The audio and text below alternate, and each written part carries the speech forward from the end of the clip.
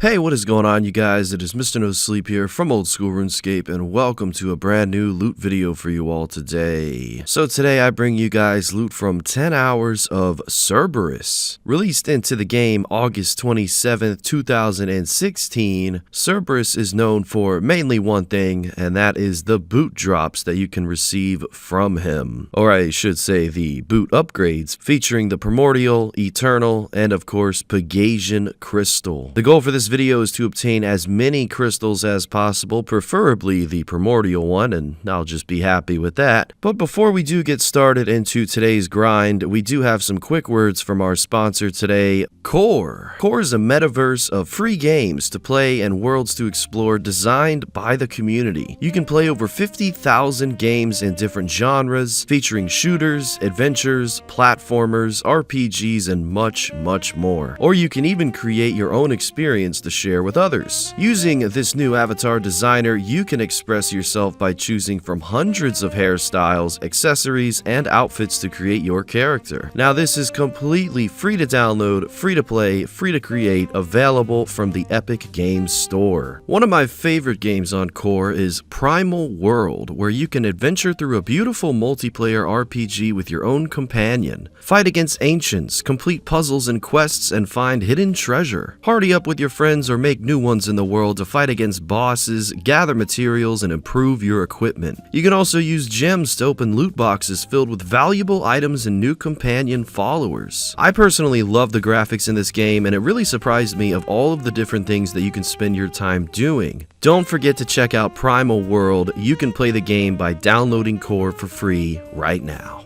Alright, getting back to the video, 10 hours of Cerberus. The goal for today, obviously, is to see how many crystals I can obtain in a time span of 10 hours. Hopefully seeing as many primordials as possible, because the price of that crystal right now stands at around 28 million GP. The Pegasian is 71,000 GP, and finally the Eternal is 1.6 million GP. Realistically, the only other drop that is worth a decent amount of money here would be the Smoldering Stone, and that is about 4.7 million. And all these drops that I just mentioned are on the same exact drop rate, that being at 1 in 512. So hopefully we can kill as many Cerberus as possible in these 10 hours so that our odds go up, so that we can hit that drop table multiple times. The gear for this video was max strength, that being bandos, and I went with a Blood Fury so that I can maximize the amount of kills per inventory and get a bunch of HP back. I did also go with the Arclight, since it is third best in slot, right behind Scythe and Inquisitor's Mace, but I did face the problem of running out of Arclight charges constantly. So you will be seeing a little bit of Scotizo in this video. That was how I was going to obtain ancient shards to make my Arclight work again. However, at around hour 8, I did completely run out of charges. I ran out of totems and everything, so I just switched to using a bludgeon, which I at first didn't think would be good, but it turned out to be a pretty good weapon here. And looking back now, if I could start this video over, I think I would have just used the bludgeon the whole time, because the difference of kill speeds with an Arclight and bludgeon are very similar, so that is something to keep in mind. Alongside that, I did also bring Bracelets of Slaughter, which I would equip most of the time if I remembered before I finished a kill, so that my Slayer task of Hellhounds would be extended as much as possible. And that's the thing about Cerberus, is that you have to be on a Hellhound Slayer task in order to kill him. So coming into this video, I knew that I was going to spend Slayer points, but luckily I was assigned 3 Hellhound tasks without even losing as much as 300 Slayer points or so I definitely lucked out there. Now in my inventory, I would always bring a Spectral, and that is strictly for the ghost spawns. Whenever the 3 ghosts come out, I would just flick my prayer accordingly. Sometimes it'd be melee magic range, sometimes it'd be range melee magic, it just depends. And having that Spectral equipped, I wouldn't lose nearly as much prayer points compared to if I didn't have one. Alongside that, I was also bringing the Archaeus spell, Death Charge. Now this is the first ever time that I was actually using this spell, and this would restore 15% of my special attack energy upon each kill of Cerberus. And that is a big deal, because every kill essentially gave me my special attack back, or at least,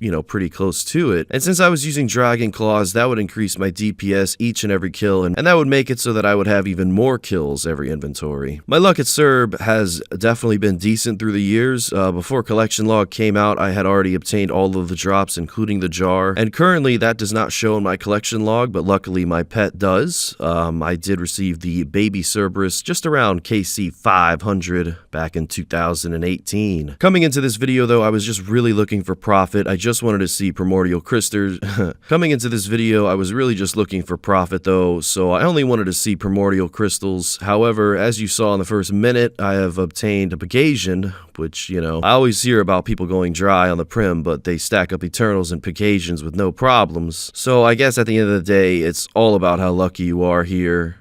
Feel free to comment below if you've had extremely good luck or extremely bad luck here at Cerberus. I am very curious. I did also bring an imbued heart so that my magic level was as high as it could be, but I don't think it's really necessary since I was praying magic the whole time anyway. It's just kind of a force of habit to bring the imbued heart to every boss I go to nowadays. If you don't want to use melee here, which most people do use melee here, you can always bring a twisted bow if you can afford one, or even a blowpipe works. I remember in my poorest days I would use a blowpipe here and it would get the job done, but of course it was a struggle at the same time. Alongside all of the crystals and smoldering stones, you can also expect to receive a decent amount of elite clue scrolls from Cerb. That is about 1 in 100 drop rate, so I did do every single one, as well as some hard clues. Even received a master, so we will get a little bit of variety loot from those caskets, which will help the price check as well. And one drop that is new on the drop table since my last Cerb video would be the Ensouled Hellhound Head at a drop rate of 1 in 15, current price of 4k. So, you know, those will add up over time. And now when Cerberus dies, he drops Infernal Ashes, which are actually 4.1k as well, but I just clicked on them for prayer XP and I didn't really worry too much about banking them. I did receive a decent amount of Keymaster teleports as well, which teleport you right to Cerb, and they are a 1 in 64 drop in a quantity of 3. I would use those right away when I receive them to save time banking and running back each inventory. Other than having the teleports, I would just use my construction cape to Taverley POH portal, and then I would just run south to Brimhaven Dungeon and then north on to Cerberus. The normal drop table here is okay. I mean, it's decent, but it's nothing to brag about. You can get some food drops to extend your trip, those being summer pies, and you can also get some super restores unnoted that will help you extend your trip with prayer. Other than that, the list goes on. I mean, you can expect some rune ore, some Torstal herbs and seeds, a little bit of fire, orbs, wines of Zamarok, dragon bones. The list goes on, but the quantity of these drops aren't super high, so if you're not really receiving rares, then you won't be making too much profit here, but at the same time, you won't be losing any money either, so that's nice. I mean, I would definitely feel for any Iron Man account out there who attempts Cerberus without having a spectral spirit shield.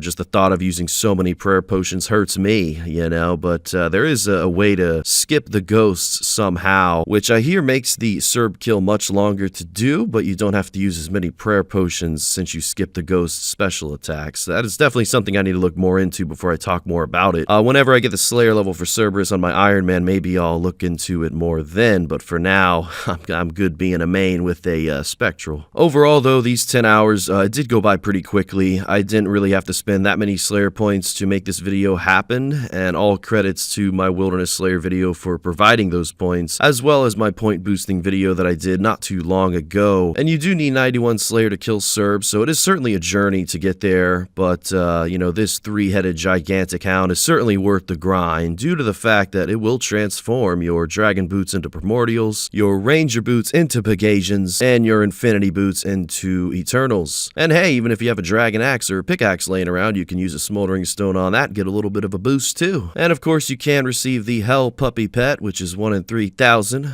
I got that a long time ago, but I don't know, I'm not a huge fan of the Hell Puppy, so, you know, I myself was over 4,000 Cerb KC when I started this video, or at least pretty close to it. And yeah, that really amazed me because I feel like I haven't killed Cerb that many times, but it has been in the game for a very long time, so I guess it does make sense. I did use Divine Super Combats instead of using normal Super Combats, which is rare for me, but it does make sense to do at Cerb since you shouldn't be bringing anything here to lower your stats. I really do think Cerb is a great Slayer task that you should never skip because the profit potential is there and the XP an hour is not too bad at all considering it is a boss, and most Slayer bosses don't exactly give the most efficient XP per hour when it comes to Slayer, so Cerb does stand out for that reason, and a few others as well, so I would always encourage anyone to do their Cerb task, and if you haven't ever tried to kill him, definitely give it a shot. I mean, you really never know how lucky you can get, even if you just want to kill him a few times. And here we are back at Skotizo, obtaining some more ancient shards. I did get a nice little 20 Snapdragon drop there. Nearing the end of the video here, and honestly, I'm kind of glad that I did Scotizo, 55k hard clue, but I'll take it, mainly because the Scotizo kills on all these clue scrolls really did help with the profit. As you can see, we got a nice little 410k from that master clue. But yeah, I mean, not receiving a single Eternal Crystal or Primordial Crystal in this whole 10-hour grind really made the price check a lot lower than it could have been. So all of these clue scrolls will help out at the end, and one day we will see a third age item. After all these loot videos and all these clues, it's bound to happen eventually. Surprisingly though, I did get an elite clue step on the 6th step that I couldn't complete, and this was due to not having the farming outfit or pyromancer. So that was unfortunate, but I did turn it into a master clue that I will save for another time. But overall, here we are nearing the last kill of the video. Honestly, this was more like 11 hours of Cerberus than it was 10. I did a little bit extra, and I even tried to get the task again. Due to having the 99 Slayer Max Cape perk, you are able to get a back-to-back task, and had I got a back-to-back task, honestly, I probably would have killed a couple more Cerb just to see if I could get that primordial, but unfortunately I was assigned trolls, not hellhounds. So it is what it is, ladies and gentlemen. I can't get lucky every time, but man, I was kind of upset about this one. Not the greatest price check, but that's neither here nor there. Luck is different for everyone, and again, if you've ever had really good luck or bad luck here, leave a comment below. I'm curious. Either way, the very first price check, this is all normal items, does come out to be approximately 5.6 million. I don't know what this fashionscape is that I was trying out here, but it is not it. 1.9 million overall from the second price check. We do have the third and final price check. This is going to be the Pegasian, the Smoldering Stone, and a little bit of Master Clue Scroll rewards. Does come out to be 5.1 million. The overall loot from 10 hours of Cerberus, 12.6 mil. It's about 1.2 mil an hour, probably 1 mil an hour with supply costs. Looking at the Cerberus log, as you can see, we pretty much have everything here, but never enough primordials, unfortunately. So better luck next time. I'm sure this is not the end for me when it comes to Cerberus, but 357 kills was what I ended with, and it was just about 13 mil total. A lot of clue scrolls, a lot of Slayer XP, a lot of strength XP, and you know, we'll see what happens on the next video. Thank you guys very much for watching. Don't forget to check out that sponsor. It does help out the channel incredibly if you do download it and check it out for me. And with all that being said, until next time, Mr. No Sleep out.